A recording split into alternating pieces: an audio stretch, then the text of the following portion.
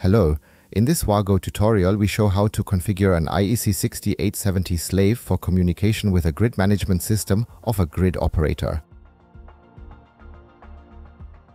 In energy systems that are to be monitored and controlled via telecontrol, the slave is the gateway between the system's actuators and sensors and the master, that is the grid operator's control center.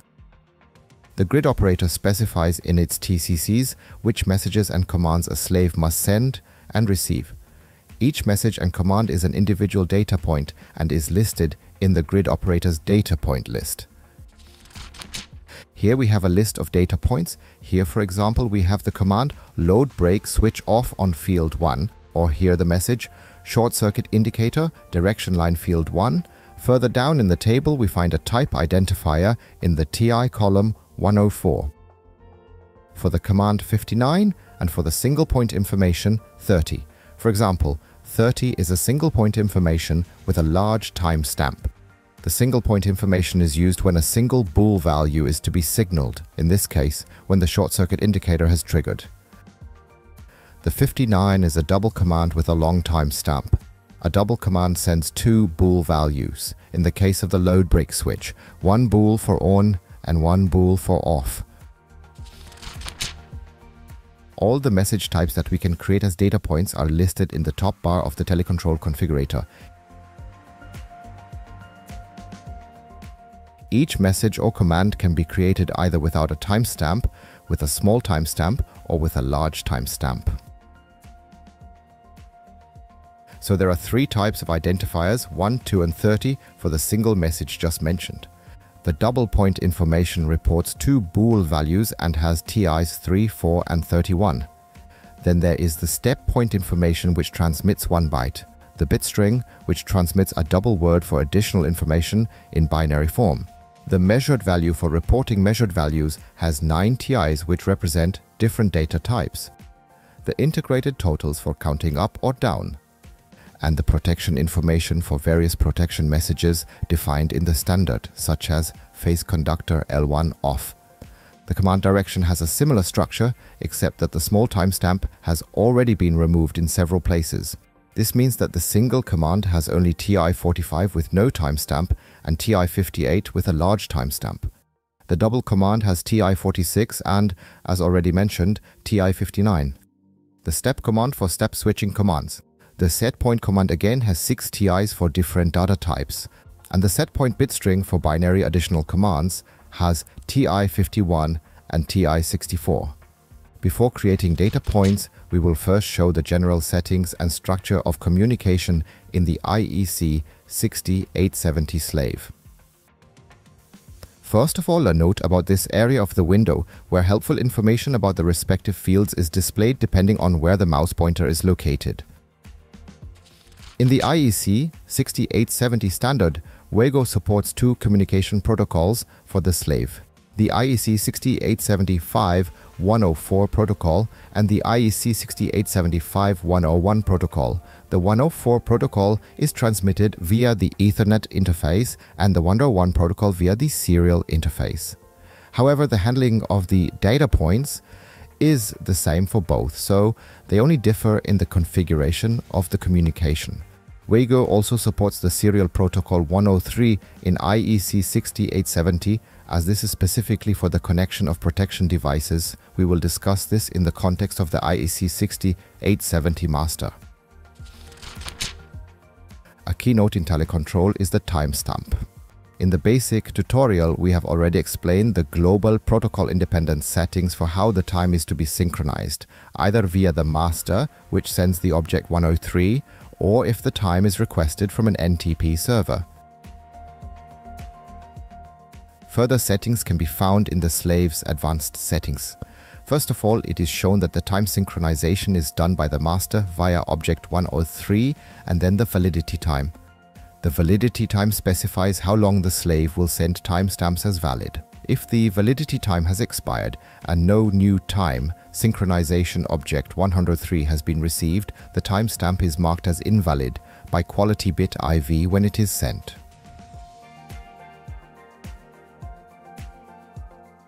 For example, if the master sends object 103 every 30 minutes, we can enter 60 minutes here. So one object 103 can then be missed without an IV bit being set immediately. Below this, we can also specify which time options should be taken into account in the CP56 large time stamp. Whether local time or UTC, whether daylight saving time is to be taken into account, and whether the day of the week is also specified. If there is a big timestamp, there must be a small timestamp. The large timestamp, called CP56, contains all the time information from the year down to the millisecond. The small timestamp, called CP24, comes from a time when the amount of data to be sent had to be managed very carefully. It therefore only contains the time of the hour, from the minute to the millisecond. The small timestamp is now almost out of use. In most cases, either no timestamp or the large timestamp is needed. Let's start with the 104 slave. In the IEC60870 5-slave tab, we select the Ethernet-based IEC60870 5104 slave from the drop-down list, and it will be added to our project. Clicking on the slave opens the settings window to configure the slave. The top item, Types, is used to select whether the slave or the master establishes communication and how buffered values are handled. In most applications, the slave waits for the master to establish a connection. Therefore, the type options multi-master and multi-link are used. We can create up to 4 masters for both options below. A common application for the multi-master type is where one master is the grid management center and another master is a direct marketer.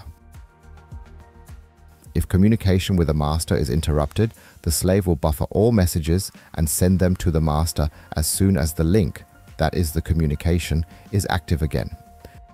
This means that the master is up to date as soon as the link is re-established. If the connection to the direct marketer is interrupted for 2 hours, it will receive all the messages generated up to that point as soon as communication is restored. The multi-link type is often used when the grid operator operates several grid control centers that synchronize with each other in order to always have the same data status. There is one active link and up to 3 passive links. If the active link fails, the control system can re-establish communication via one of the passive links. In this case, it is not necessary or desirable that all connected slaves send the buffered values, for example, after a change of the responsible control center. Only if all connections fail will the slave send the buffered values when the connection is restored to the first master that is active again.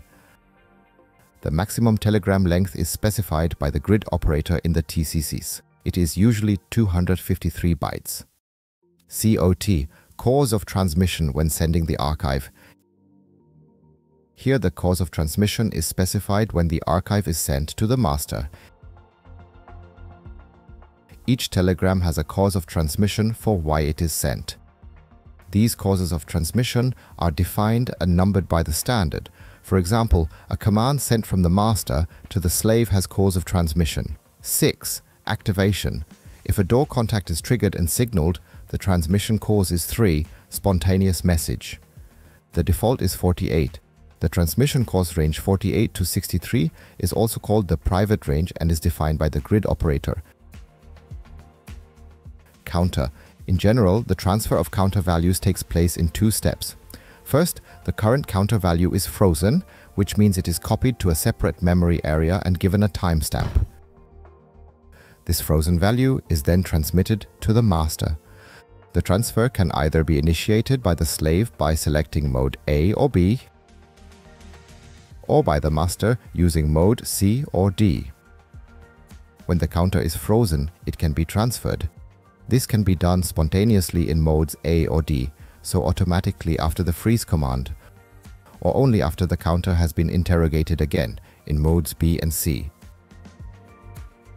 It's important that the same modes are set for the master and slave, otherwise no counter values will be transmitted. With the default setting, buffering, all events that occur when communication is interrupted are stored in the internal memory, from where they are sent when the connection is re-established. If no buffering is selected, no events will be saved. The Save to SD card option is used when a large number of events need to be stored and the internal memory may not be sufficient. A typical example of this would be systems that were connected via the mobile phone network and were only online for a short time every 48 hours to save data, which is no longer relevant with today's mobile phone contracts. There are various ways of executing commands, the simplest being direct execution, that is, the command is executed immediately on receipt. As you can easily imagine, there are commands in power systems where you absolutely want to rule out unintentional execution of commands due to transmission errors or similar. Load break switch on off would be such a command. For this case, there is the option select before execute, where the command must first be pre-selected and then confirmed again within the set timeout time. The command is therefore sent twice and then executed. To further differentiate this for different types of identifiers, there is the option select before execute TI. Then this field can be used to select which types of identifiers are to be pre-selected and which are to be executed directly. In this way, the load break switch mentioned above can be safely switched with pre-selection, but a set point, for example, can be executed directly. These parameters are usually left at their default settings, so we will only briefly discuss them here. Parameters K and W are used to define the maximum number of telegrams that can be sent or received without response. When the maximum number is reached, the connection is automatically terminated and restarted. The time parameters T1, T2, and T3 are time intervals at which the communication is checked and secured, so how long do I wait for an answer, when do I send a keep alive signal, etc. These are usually left at their default values, but in exceptional cases where communication is very slow. Typical example is an offshore wind farm with a weak LTE connection. In this case, it may be helpful to adjust the times to avoid constant timeouts. WinPP.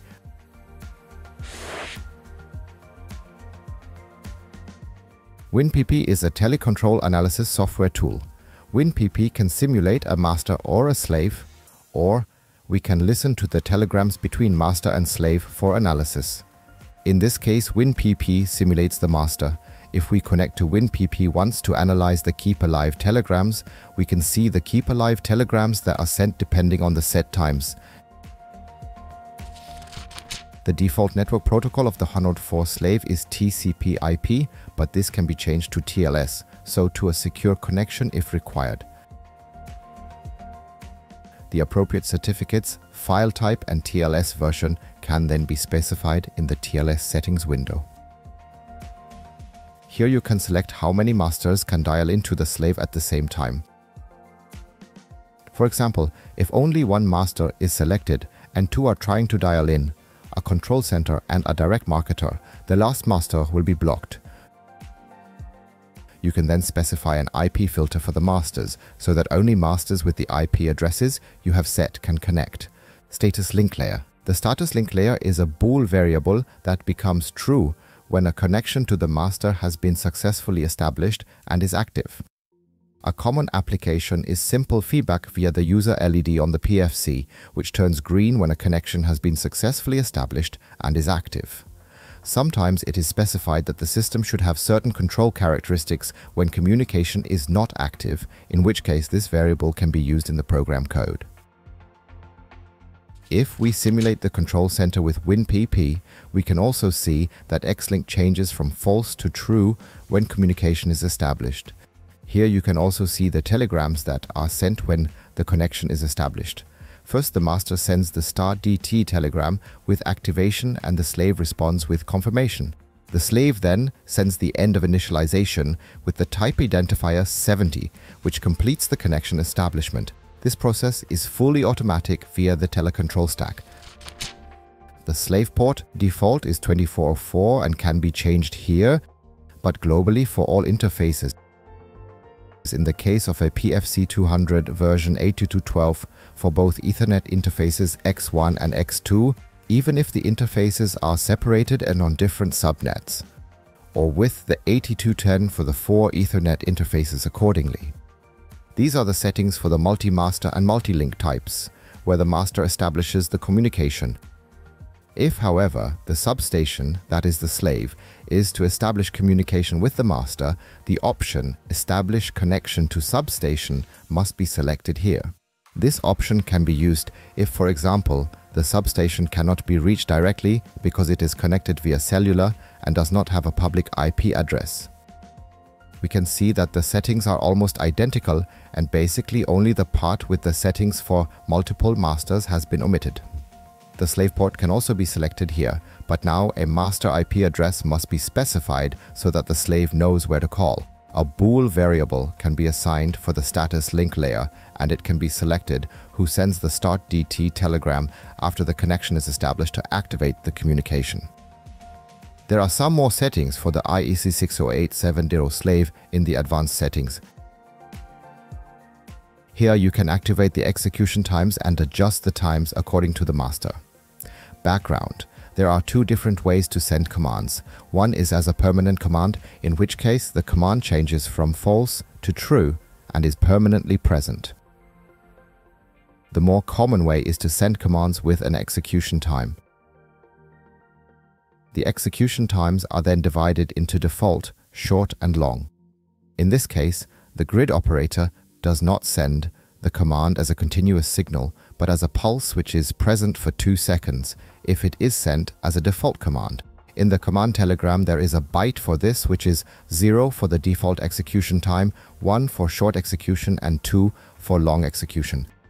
With WinPP we now simulate our master and send a command with the standard execution time, and we see that the variable changes to true and after 2 seconds it falls back to false.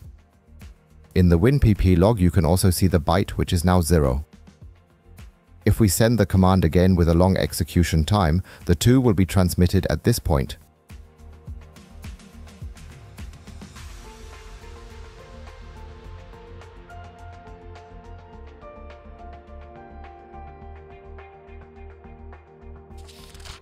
The reception of more than one command can be blocked here. As long as an activated command has not been processed, any new incoming command will be rejected. This is the origin address for mirrored telegrams. According to the 60870 standard, a received command is acknowledged as completed by the substation by sending the received telegram in mirrored form.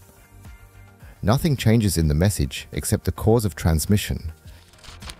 In WinPP it looks like this. We send a command as master with cause of transmission 6, activation, and receive the mirrored telegram back from the slave, and only the cause of transmission has changed to 7, confirmation of activation. The source address has also remained the same, although the telegram was sent from the slave with source address 2. However, some grid operators want the real source address here, deviating from the standard. We can set this here. A short test with WinPP, and now the originator address is the one of the master when activating and the 2 of the slave when confirming the activation. Command check is if a long or continuous command is present and is being retransmitted. If disabled, it is simply ignored, and if enabled, a message is sent to the network operator. The reverse mode is also a special case. If it is activated, messages can also be sent from the master to the substation in the range of the telegram identifiers 1 to 44, that is in the standard, the signaling direction from the substation to the master. Behavior on QRP. The master can reset the controller of the substation via the QRP telegram. This function is integrated in the telecontrol stack, and here you can set how the controller should behave when a QRP telegram is received. Behavior on GI. Here you can set whether all telegrams should be transmitted with a common timestamp in case of a general interrogation, or whether each generated telegram should be transmitted as generated and possibly with its own timestamp. ASDU station address. Several addresses can be created for the 60870 slave. For example, we could create one address for the grid operator's control center and one for the direct marketer. It is also possible to create different data points for different masters. In the ASDU window, we can assign the address and enter a comment for a better overview. The origin address usually remains 0, but if several stations are connected in series, addresses can be assigned here to distinguish the station from which the message originates. The display of the addresses can be changed here. According to the standard, the ASDU is displayed with 2 times 8 bits, but it has been shown that the display in 1 times 16 bits is now preferred. The display of the object address can also be changed in the same way. Now we want to create a data point. As a first example, we take the message from the grid operators list, short circuit indicator direction line field 1. We know the type identifier 30 is a single point information with a large timestamp. So we first select the ASDU address and add the single message from the top menu bar with a single click.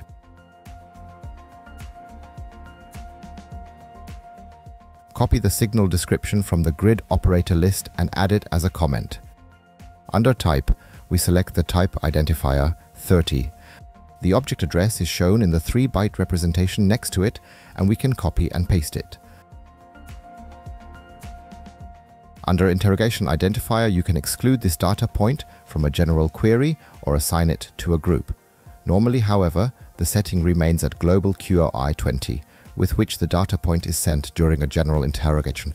The transmission interval field can be used to send the data point cyclically. However, individual messages are usually sent spontaneously, for example, when the value changes. SPI is then the actual variable of the data point. In the case of this single message, it is a Boolean variable, and we can directly assign a variable name here. CP56x2A is the long time stamp. If this line is left empty, the controller timestamp will be sent with the individual message. Alternatively, a variable can be specified here in which the timestamp to be sent is stored. This option is often used for gateway applications where a protection device is connected. The connection of the protection device causes a delay in the timestamp. If an event occurs, the timestamp generated by the controller would be a few fractions of a second later than the original, so the original timestamp would be stored in the variable when the event occurs and also sent. This means that the grid operator receives an accurate timestamp of the event and not one that has been falsified by latency. With send spontaneously, you can specify a variable to trigger the sending of the data point. The quality information bits in the telegram can be set by variables which can set here. For example, if the IV bit is to be set by the application, a variable can be specified here. This is independent of the IV bit, set by the telecontrol stack when time synchronization has expired. If we now compile the program and load it into the controller, the Telecontrol Configurator creates all the necessary libraries, programs, variables, etc. We can then find the variables created in the Telecontrol Configurator in the Global Variables list and use them in our program. If, on the other hand, we want to use an already existing variable in the Telecontrol Configurator, such as this door contact, which is simply toggled here, we can open the input wizard in the required line with F2 and find the variable xDoor contact under PLC PRG. To show the function of the data point, we switch back to WinPP and set our variable to true. The single point information is sent to the master and we see the telegram. First, the direction of transmission with the IP addresses and ports. Then the type identifier 30, single point information with date. The cause of transmission, spontaneously. The station address in 2-byte representation. And then the object address in 3 bytes. The actual bool value on is 1. Followed by the timestamp, first with the day of the week and the date, and the invalid bit, which is set because the master has not yet sent a telegram for time synchronization. If we now send telegram 103, time synchronization, the slave acknowledges the telegram first with the IV bit. If we press the short circuit indicator again, the slave has a valid timestamp and does not set the IV bit.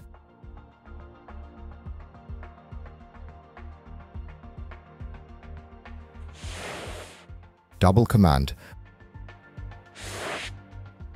We can now create the double command for the load break switch and assign variables.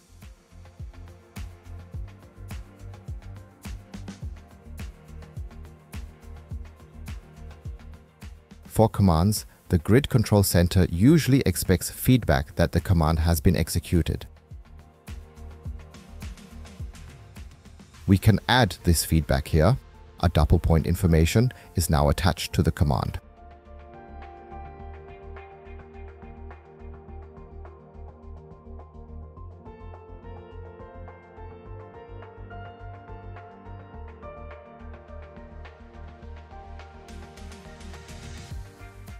The control center sends a command to the controller, which switches a digital output so that the required switch is operated at field level.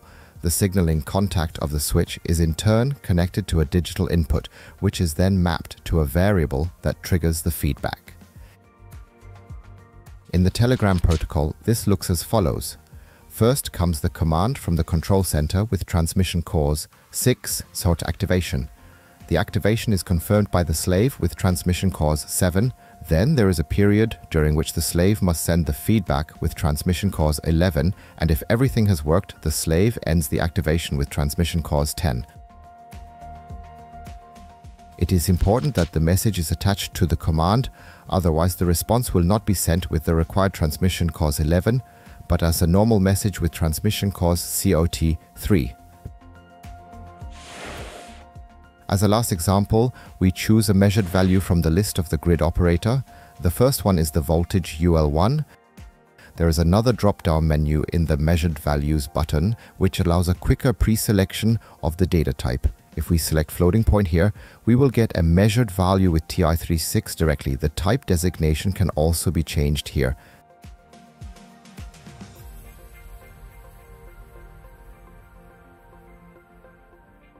The sending of measurements can also be triggered by a hysteresis. The options are no hysteresis, absolute, integral, and integral. With absolute, the deviation from the expected value is specified as a percentage. In our example of voltage UL1, the expected value might be 10 kilovolts. If we specify an absolute hysteresis of 5%, the value will be transmitted as soon as it is greater than 10.5 kilovolts or less than 9.5 kilovolts. The integral is summed over the sampling time. This means, for example, that if the voltage drops from 10.3 kilovolts to 9.6 kilovolts in 1 second, the change summed over time is greater than 0.5 and would be transmitted. A threshold of 0.1 kV is required in the data point list and cyclic transmission every 30 seconds. Quickly create a real variable and we can view the telegrams in the log. A new telegram with the measured value now appears every 30 seconds. If we now change the voltage to 10 kV, the value is transmitted spontaneously. If we change the value to 10.2 kV, this will also be transmitted as the change is greater than 0.1 kV. However, a change to 10.25 kV is not transmitted, but is only communicated with the next cyclic telegram.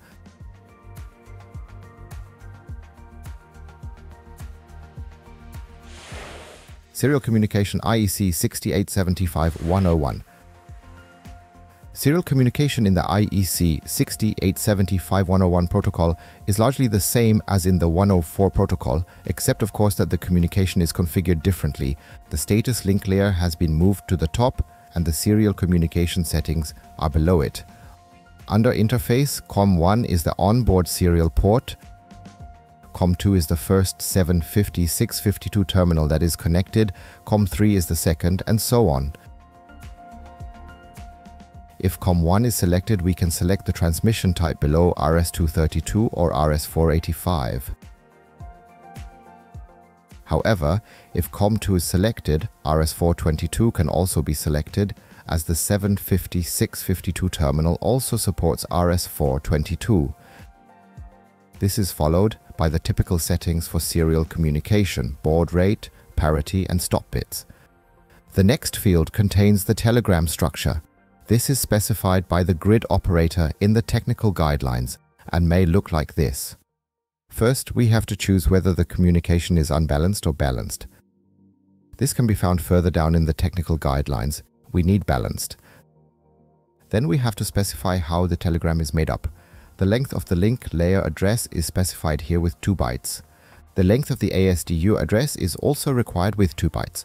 The length of the transmission cause is required with 1 byte, and the length of the information object with 3 bytes.